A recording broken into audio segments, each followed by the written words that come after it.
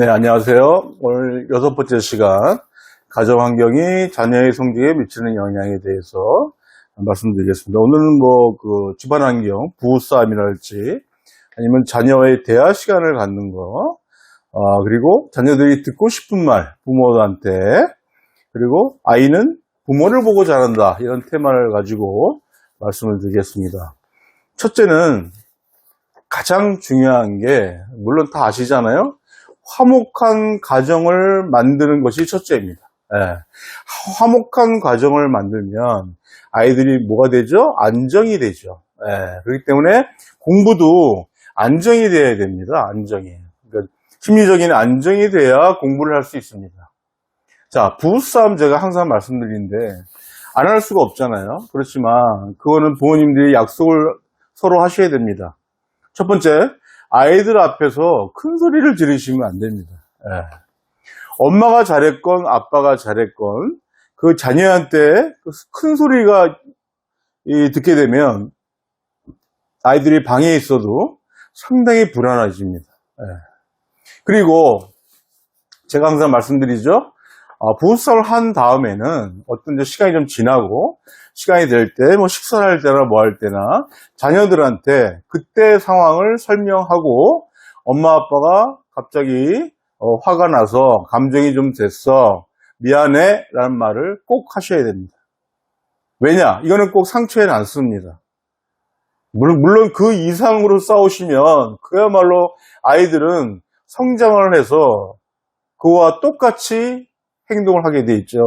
그런 말씀 많이 들으셨을 겁니다. 그 때문에 가장 중요한 거는 집안의 평안함, 화목한 관계. 여러분들 저도 많이 보지만 오은영 박사 프로그램 많이 보지 않습니까? 거기를 보면 대부분 90%가 부모의 문제지 아이들의 문제라고 볼 수는 없습니다. 네.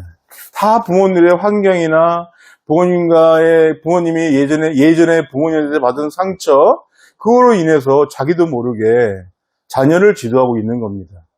근데 왜 가장 중요한 거는 화목한 집안. 이것이 가장 중요합니다. 두 번째는 바쁘시죠? 부모님들이 바쁘셔서 자녀와의 시간이 이제 갈수록 적어집니다. 그나마 저는 오히려 코로나로 인해서 집안에 자녀와 같이 있는 시간이 많죠. 어쩌면 이게 더 긍정적으로 볼 수 있습니다. 기회가 될 수도 있고요. 학원도 인강하고 학교도 인강하고 그러겠잖아요. 2년 전에는. 그럴 때 자녀와 갖는 시간을 많이 확보할 수 있잖아요. 그럴 때 잠시만이라도 어떤 공유를 통해서 공감대를 형성을 해야 됩니다. 자, 집안마다 게임 때문에 속상해 하십니다. 예. 아이가 너무 게임에 빠졌다든가. 자, 하나 제가 옛날에 말씀드린 적이 있죠. 아버님이 게임을 해보세요. 예. 어머님이 그 게임을 한번 해보시고 못하시더라도 그 게임에 대한 거를 이해하고 공감할 수 있다면 자녀의 게임을 하는 그 게임과 아이와 같이 공감할 수 있다면 이거는 엄청난 일입니다. 예. 대화할 수 있고요. 야, 근데 게임 재밌긴 재밌는데 우리 할 건 좀 하고 하자. 아빠도 해보니까 너무 재밌네. 이건 공유가 된, 공감을 쓰는 거거든요. 라프 형상이 됐다는 얘기 말씀드리죠. 심리학에서. 그거 상당히 좋습니다. 예. 실제로 그렇게 하고 있는 아빠들도 많이 계세요. 오히려 또 아빠 더 잘하시는 분도 계십니다. 저희 학교 이제 상담하다 보면. 그래서 그런 것들도 항상 해서 긍정적으로 좀 생각해 보시는 게 가장 좋다고 생각이 들고요. 아이들이요. 참 저는 당연하다고 볼 수 있는데, 사랑해, 우리 아들 최고야, 우리 딸 사랑해, 이런 말들을요, 듣지 못하고 있답니다. 그래서 청소년이 부모에게 듣고 싶은 말 중에 이 말이 들어가 있어요. 예. 우리 딸 사랑해, 우리 아들 사랑해. 어쩌면 당연한 이야기인데, 대부분 부모님들 뭐 하시죠, 엄마들? 잔소리 하시잖아요. 예. 잔소리부터 나오는 이유가 뭐죠? 애가 자기가 생각보다 애가 너무 안 하니까. 학원 숙제도 안 하고, 게으른 것 같고, 뭐 한 것 같고. 그러니까, 이런 긍정적인 말할 시간이 없는 거예요. 근데 아이들은 이런 말을 듣고 싶어 합니다. 예. 그러니까 꼭 그런 말씀 꼭 해서 아이에게 상당히 좀, 그런 말을 듣잖아요? 아이들은요, 순수합니다. 너무 순수해요. 저는 지금 아이들 너무 사랑스러워요. 아이들 착하거든요. 제가 이제 수업하다가 아이들 이렇게 칭찬해 주잖아요. 이렇게. 발표 너무 잘했네? 하면 애가 벌써 얼굴이 확 돕니다. 화색이. 부모님들도 칭찬을 많이 해주십사 하고, 또 그런 칭찬과 긍정적인 얘기를 많이 하면 가족 간의 갈등이 좀 줄어듭니다. 그래서 꼭 어떤 성적이나 이런 걸 판단하지 마시고, 제가 항상 잔소리에 대해서 제 책에서 많이 이야기하죠. 별 쓸모가 없습니다. 죄송하지만. 어머니들이 매일 하는 거, 닦아라, 뭐 해라, 숙제해라, 뭐 이런 잔소리 있잖아요. 아이들한테 하나도 안 들려요. 그게 넘어갑니다. 그러니까 오히려 그런 말씀 하실 필요가 없고, 한번 바꿔보세요. 칭찬으로 바꿔보시고, 아이는요, 상당히 제가 표현하지만, 스펀지 같다는 이야기를 전 표현을 많이 합니다. 아이들은 순수하고요, 착하고요, 중학생들 말썽 부리는 애도 있지만, 저는 말썽 부리는 애들도 가끔 상담실에 와는데, 직접 얘기해보면, 애가 너무 선한 거예요. 각 교과 선생님한테 이렇게 욕먹고 혼나고 막 이러는 아이들, 지금 여기 상담실에 오면, 얘기해보면 너무 착해요. 근데 뭔가 얘가 문제가 있냐? 뭐가 있어? 가정에 문제가 있는 겁니다. 그래서 제가 특별한 자녀를 키우는 맘이라는 책을 쓴 이유가 여기서 10년 넘게 상담하다 보니까 저도 오은영 박사와 마찬가지로 부모의 역할이 더 문제가 많았던 거예요. 그래서 안 되겠다. 이걸 책을 쓰자 해서 이제 쓴 책이 이제 특자만 특별한 자녀를 키우는 맘 이렇게 해서 제가 썼는데 부모님이 변하셔야 됩니다. 부모님이 안 변하시면 아이는 변하지 않습니다. 또 하나, 아이는요, 어릴 때부터, 이건 기본적인 겁니다. 부모를 봅니다. 부모를 보고 자랍니다. 그래서 어느 정도 인격이나 인성 이런 거 있죠. 습관, 이런 것들은 다 따라하기로 자연스럽게 동화가 되거든요. 아이가. 중학교, 이제 마찬가지입니다. 중학교 와도 마찬가지고. 그래서 제가 부모님한테 항상 제가 강의 때마다 말씀드리는 게 부모님들 노력하세요. 더 공부하세요. 자, 고교학점제가 나왔어요. 그럼 부모님이 먼저 알고 계셔야죠.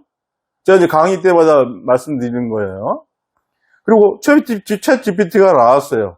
부모님이 해보셔야죠. 간단하거든요. 메일 넣고 딱 가입하면 바로 올 수 있는 거예요. 거기다 여러 가지 검색할 수 있습니다. 자녀가 이럴 때 어떻게 지도하는 방향이나 챗 GPT 잘 돼 있습니다. 근데 또 어저께 뭐가 나왔죠?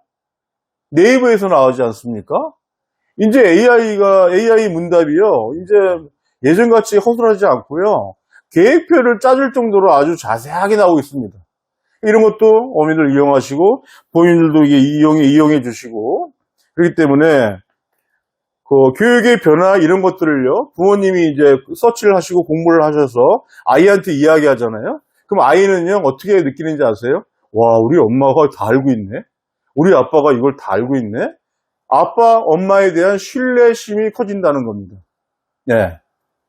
야, 고교학점제가 이래서 이렇게 된 거야. 너는 지금 뭘 준비해야 되고, 학교를 선택할 때 과목이 많은 학교를 선택해야 돼. 이렇게 만약에 부모님이 얘기했다고 치면 얘는 와, 우리 엄마 진짜 잘 알고 있는데?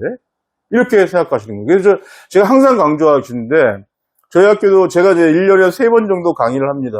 학생 강의까지 하면은 특목고 자기소개서 작성법 이번에 또 할 겁니다. 9월 달에. 1학년 때는 영재고를 했죠. 그리고 학부모도 제가 강의했었습니다. 이런 학교에 강의가 있을 때 바쁘시더라도 꼭 오셔야 됩니다. 예, 꼭 오셔서 그 학교 강의를 듣고요. 그리고 그냥 가시지 마시고, 예, 남아서 저 같은 진로교사나 담임이나 누구 학교 올 기회가 많지 않지 않습니까? 상담을 하시면 됩니다. 상담을. 물어보시고. 예전에는요, 저희 진로교사가 지금 13년째입니다. 진로교사가 생기면서 어머님들이 학원이나 이런 외부에서 상담할 게 아니라 학교 안에 오시면 바로 이 학생의 생기부가 있죠. 그 담임선생님이 이야기하는 게 있죠. 또 진로교사한테 전문적인, 저희 진로교사들이 전문적인 지식, 입시, 이런 것들, 최신 뉴스, 이런 거 다 갖고 있지 않습니까? 그러니까 학교 안에서 상담하시고, 자녀의 그 흥미 같은 것도 파악하시고. 그렇기 때문에, 이런 것들, 그래서 예를 들어서 부모님이 해야 할 일을 솔직히 어떤 부모 역할을 학원장이나 주위 사람들한테 전가를 하는 방향이 많이 있습니다. 부모님들. 학원에만 맡기면 공부를 전혀 아니죠. 예. 공부는요, 자기 주도 학습이 돼야 됩니다. 자기 주도 학습은 누가 만들죠? 학원 원장 자체, 학원을 보내는 것 자체가 자기 주도 학습이 아니죠. 예. 어떤 학원에서 잠깐 내가 도움을 받는다든가, 인강에서 도움을 받는다, 이런 거는 받을 수 있지만, 결론은 자기 스스로 공부를 해야 되는데, 그걸 누가 하느냐? 누가 이런 걸 만드냐? 부모님이 하시는 겁니다. 예. 부모님이 책도 보시고, 예. 그리고 그 부모님들이 책을 보는 가정이 자녀의 독서량이 증가했다는 결과 수치가 있습니다. 부모님 책을 보셔야죠. 자, 집에 갔어요. 부모님 TV만 딱 틀고 그냥 TV 보시고, 애는, 야, 들어가, 공부해. 방에 들어가고. 이런 분위기라면, 아이는 공부할 수 있는 분위기가 아니죠. 예. 그래서 제가 상담한 부모님 중에 제가 그런 방법을 얘기해서 성공하신 분이 많이 있습니다.